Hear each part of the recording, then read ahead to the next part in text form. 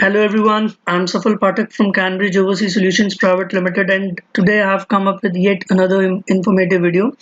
Lately people have been asking me about Can Plus Visa, and I thought let's make a video on it. And whatever questions people were asking me, what I've done here is I have put all those questions in this presentation, and I'm going to answer all those questions one by one. Fine. So first of all, you people need to understand what actually CanPlus is. Basically, it's a program that offers expedited processing for applicants of a Canadian temporary resident visitor visa, जिसे आप tourist visa भी बोलते हैं.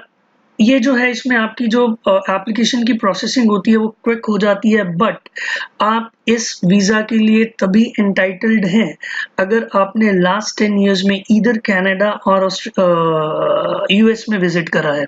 अगर आपने अपने last 10 years में Canada या यूएस के लिए विजिट किया है तभी आप कैन प्लस प्रोग्राम के लिए एलिजिबल हैं. सभी को पता है कि जैसे कनाडा 10 इयर्स का मल्टीपल एंट्री वीज़ा देता है, सिमिलरली आपका जो यूएस है वो भी 10 इयर्स का मल्टीपल एंट्री वीज़ा देता है.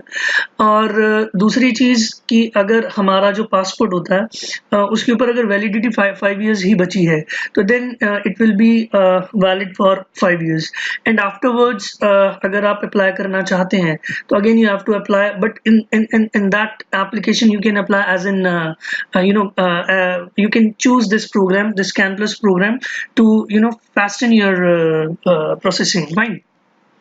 So next question was, what is the benefit? Now the biggest benefit that you people gonna get here is that you people are not supposed to provide your financial documents with your application submission, and आपको कोई भी bank statements, nothing, you are not supposed to provide any financial document. This is the biggest advantage of this can plus visa. Fine. Next, is there any special application form for this program? No, there is no special or any specific form for this. वही same application form 5257 है जो आपको fill करना है can plus के लिए. Next question, जो biggest question which arises here is कि आईआरसीसी को कैसे पता लगेगा कि आप कैन प्लस कैटेगरी के लिए एलिजिबल हैं या नहीं है. देखिए, there are two methods, one is online and other one is offline. First will talk about online process. Everybody knows, or if you people do not know about this, let me tell you. When you fill online application for this, every now and then a new question pops up and you are supposed to answer that question, and whatever answer you are giving to that particular question, based on your answer, whatever answer you have given, system will identify your application as CanPlus or not. कि आपने जो भी question pop up हुआ and whatever answer you gave, आपने जो भी answer दिया उस के अकॉर्डिंगली सिस्टम ऑटोमेटिकली डिटर्मिन कर लेगा, आइडेंटिफाई कर लेगा कि आप CanPlus के लिए एलिजिबल हैं या नहीं है. और सेकेंड थिंग, अगर आप ऑफलाइन अप्लाई करते हैं then you people are suppose to tell VAC staff, आप अपने वीएसी स्टाफ को जरूर बताएं. VAC stands for visa application centre. आप अपना वीएसी स्टाफ को डेफिनेटली बताएं that you want apply under this can plus category और you want apply for this can plus programme.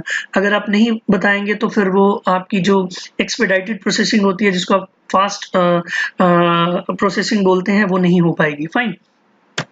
Next question, requirement क्या है? वो तो मैं आपको स्टार्टिंग में ही बता चुका हूँ.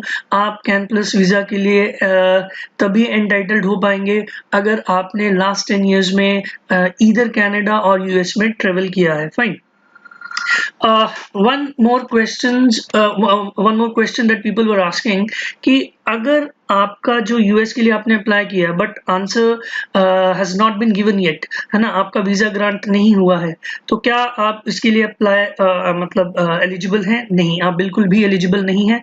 आपको अगर कैन प्लस कैटेगरी में अप्लाई करना है तो आपके पास वैलिड जो है यूएस वीजा होना चाहिए. ठीक है, या आपने पिछले 10 साल में कनाडा में ट्रेवल किया होना चाहिए. नेक्स्ट, जो कैन प्लस है ये थ्रू आउट इंडिया जितने भी वीएसीज हैं, वीजा एप्लीकेशन सेंटर्स हैं, ये प्रोग्राम हर जगह पे अवेलेबल है. फाइन. एंड बस आपको you people are suppose to tell VAC staff that you want to apply under this can plus category.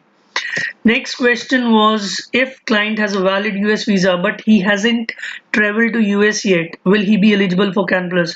The answer is yes. होता क्या कि at times you people plan to go on vacation or whatever reason you people have, but for some reason it got cancelled and you could not go. अगर आप नहीं जा पाए तो आपका जो उसके बाद प्लान बना है कनाडा में ट्रेवल का, और अगर आप कनाडा में अप्लाई करते हैं तो आप जो है, हालांकि हाउएवर आप नहीं गए हैं यूएसए, स्टिल आप लोग ये जो कैन प्लस कैटेगरी के लिए एलिजिबल हैं। ठीक है। नेक्स्ट क्वेश्चन, एक और जो बहुत लोगों को I mean people get flummoxed कि क्या है, कंफ्यूज हो जाते हैं, तो कि my US visa is valid but it is in my old passport, do I still qualify for can plus?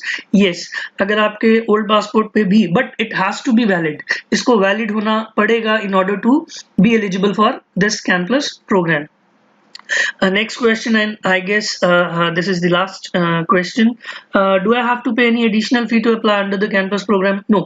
जो fee है वो same रहेगी, $100 for your embassy fee and $85 for your this biometric fee.